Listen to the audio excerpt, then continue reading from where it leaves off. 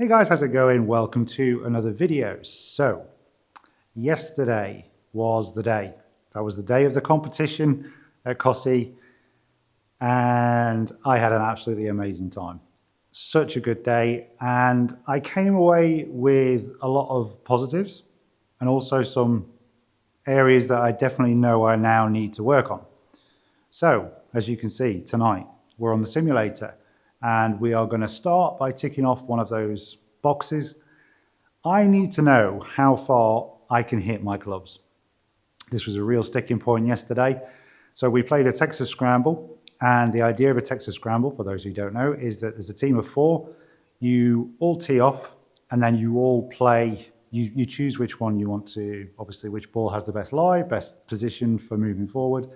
And then you, again, all four of you will play the same shot, and you go through like that. Rules are you have to have, so there's four of you, you have to use at least 3 tee shots from each player as the round goes on, which gives you 6 spare, and then you just go sort of from there. I had a great day, like I say, but there was a few areas that fell down, mainly distances. I, for example, didn't know how hard I could hit or how far I could hit most of the clubs in my bag because I do it, as you've seen with me on the course.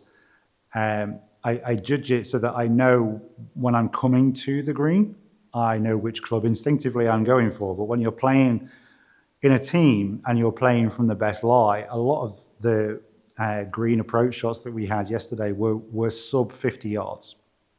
That is not one of my strengths. So what I need to do is, like I say, learn how hard, well not how hard, how far I can hit my clubs. Plenty of other things that we're going to go through from yesterday that I'm going to take forward, and that's going to be in videos to come. But right now, this is what I need to do, and this is something that you need to do as well as a new golfer. You need to know consistently, instinctively even, which club you're going to grab when it comes to being out on the course for certain distance. So let's just load up the practice range and hit some balls. So I am going to start at the bottom of my bag, guys. Sand wedge. I need to know how hard or how far, I keep saying how hard, I don't mean how hard, how far I can hit this pretty consistently. Cool, I need to clean my clubs, I know this. No, this is true. Oh, I topped that completely. And I will say something else actually, guys. I have never felt fatigue. Let's cross the floor. Did not get hold of that. Never felt fatigue like it. By the time we got to about the 14th hole yesterday, that was under. I was absolutely exhausted.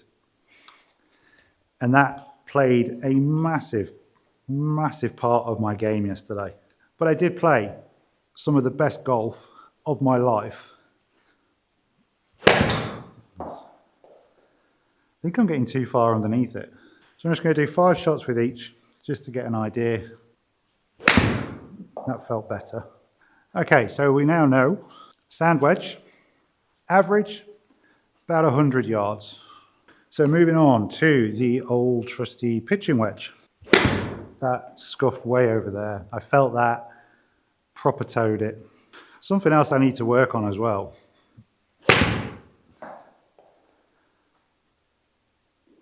That was terrible. I felt I contacted that right. I just hit the mat before I hit the ball. It came off to the left. That was just off center, I think. Something else I struggled with yesterday. Let's cross the floor. Pressure. The team behind us were literally breathing down our necks all the way around the course. Topped. Hence why the ball's spinning everywhere. So whenever it came to my shot, I'd stand over the ball like this, and then I'd have 100 things racing through my mind. Not hitting this that well at all. That was much better. Only 10 yards further than the sand wedge. Is that about right? I don't know. That's what we're doing this for, because we're trying to find out. Across the floor again. Okay, so about 120 yards with a pitching wedge. So moving on to 9-iron.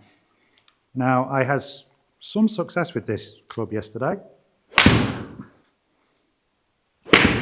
No, too far under that. I was finding so because this group were right behind us, I was feeling whenever I was queuing up to a ball,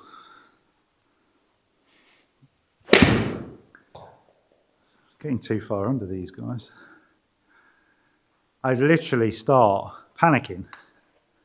I'd have all these different things racing through my head, like, oh, I've got to, right, I don't want to look stupid in front of the group that's following us.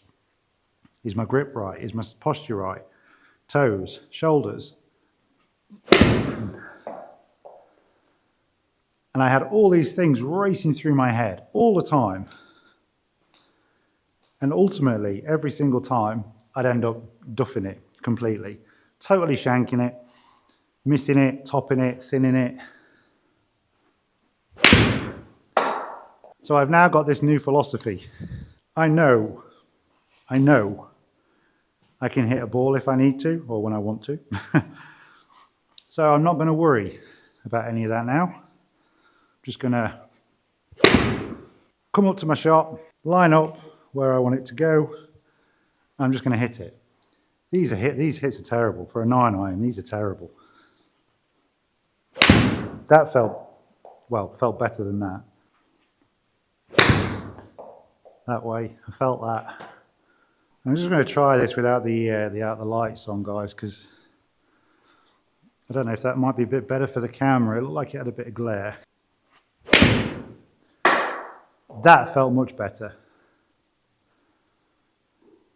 Still, I'm hitting the same yardage as a pitching wedge. That's not right for a 9-iron. I'm sure we can do better than that with a 9. That was far too much underneath. That's going to be about it. So essentially, what this has told me is that my 9-iron is my lowest yardage club. That's not right. I know I can hit that better. I know I can. So move on to the 8. That felt much better. So I anticipated with my 8s. I got under that a bit too much. That I could hit these about 125 yards. Going off past experience on the course. But about 130-ish yards. So what we should be seeing here, guys,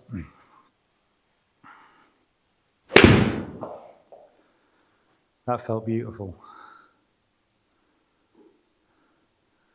About 130 yards. We should be seeing a slow progression of each colour as we move up. And we are kind of getting that. I'll do one more with the 8.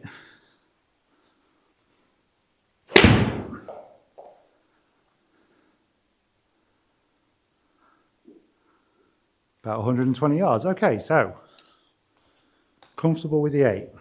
So now we're moving on to the 7. And I had yesterday my favourite 2 clubs of the day were my 7 and my 6-iron. And I even, check this out, guys, stupid tracker. That felt good. I even hit a driver yesterday that went for 235 yards. I didn't feel that that was going right. 235 yards, guys, with a driver on the fairway. That was definitely my positive for the day. I felt that hook. That was always going out that way. Fatigue definitely set in yesterday. And I'm even feeling it still now. See, I really felt that my 7 was going further than this. I hit a 6-iron yesterday.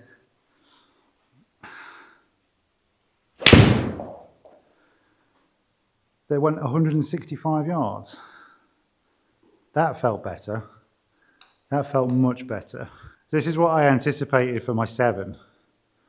Was going to be around about 140, 150 yards.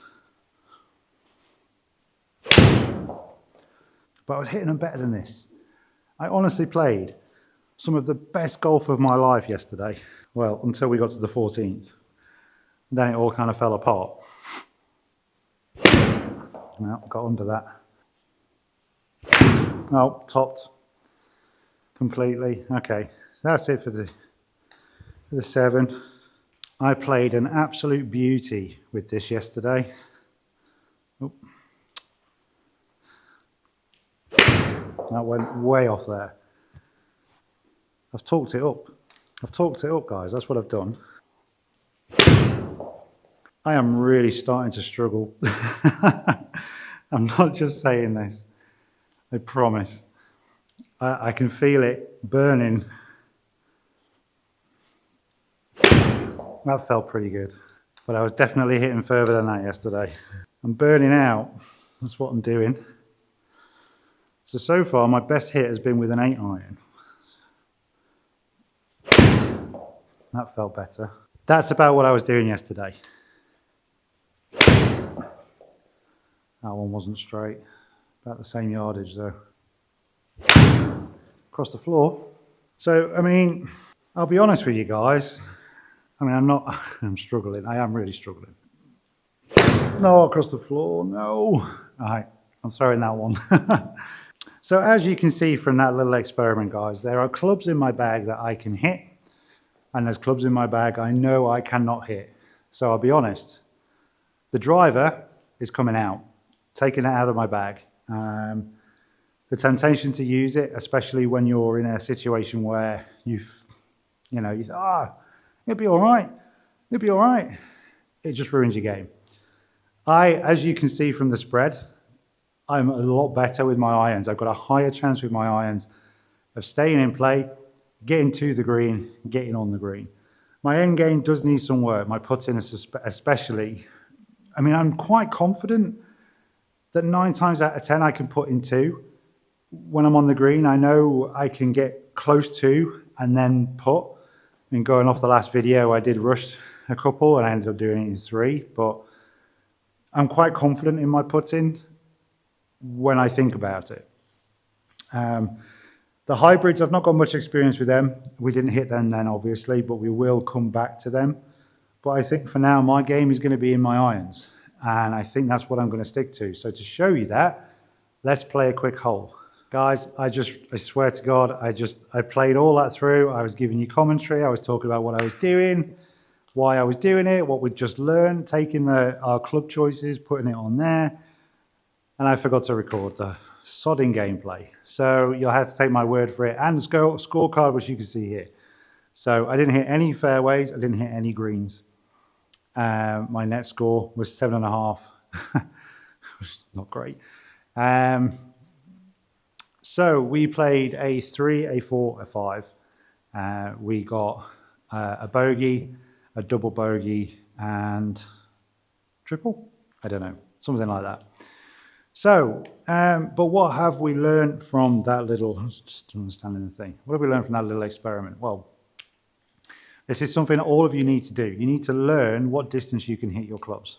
That's paramount to moving forward in your golfing career. You've got to know. I am feeling so exhausted from yesterday. Honestly, playing that 18, I think I rambled a little bit about it whilst I was playing there, but playing that 18 yesterday, honestly, by the time I got to the 14th hole, fatigue had really set in. I was absolutely exhausted. I was finding it hard to even focus on my game. We had a group behind us that were just pressuring.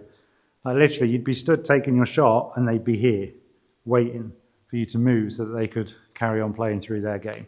That's not how it works. Generally, it's just because it was a competition and everyone was rushing to get through because, I mean, I don't know. Ironically, the team that were doing that to us came stone dead last. So that was good.